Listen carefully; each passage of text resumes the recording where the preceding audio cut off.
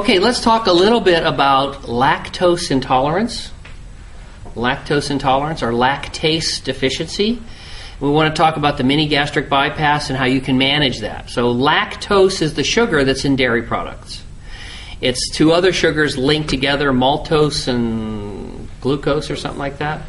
And to break that apart so that you can absorb it, you have to have an enzyme called lactase. And that lactase enzyme is prominent in your gut when you're a baby. Okay? So that's why babies generally are not lactose intolerant. They can tolerate mother's milk pretty well and dairy. And also, you notice as people get older, they drink less milk. And that's because the lactase enzyme tends to decline in the lining of the gut as we age. And different ethnic groups have more or less lactase enzymes. So Mediterranean, African American often are much more lactose intolerant than certain other groups. Okay?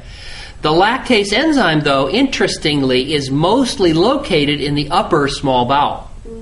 So that when we bypass your gut with the MGB, we often turn somebody who wasn't lactose intolerant into somebody who is lactose intolerant.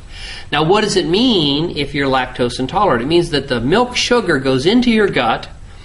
You don't have the enzyme to break it. You can't absorb it. So the bacteria that live in the gut say, he's not eating this. I will. So far, you don't really care.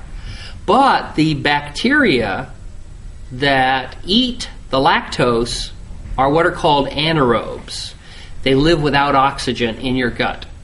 And they're not necessarily bad for you, but when they metabolize the sugar, the metabolic side products are gas, methane, and hydrogen sulfide, the stinky, smelly gas. So when you eat dairy products after the MGB with lactose in them, they can cause gas, abdominal distension, cramping, diarrhea, pain, and things like that. So there are a couple of solutions. One, you could just totally avoid dairy products. It turns out that's harder than you might think because they add milk sugar to everything. If you have a crummy product like a Twinkie, if you add milk protein to it, it looks better because all of a sudden the protein is up, the fat is down, and the sugar is down. The problem of adding milk protein, casein, to a Twinkie is it often has lots of milk sugar in it.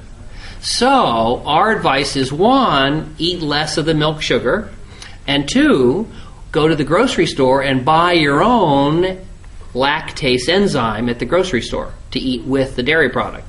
And that is on the grocery shelf called Lactaid. So if you want to have, for example, a bite of an ice cream or a little bit of cottage cheese or a glass of milk, you can get Lactaid to take with it, and that will help but not eliminate some of the lactose intolerance.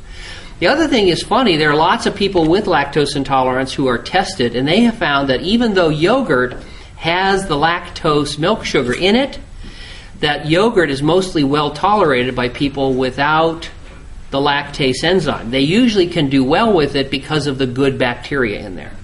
So that's why we recommend it. We like that good bacteria to be placed in your gut, and it can help you with the gas and the cramps and the problems of when you're stuck somewhere and you'd like to have a little bite of a ice cream sandwich.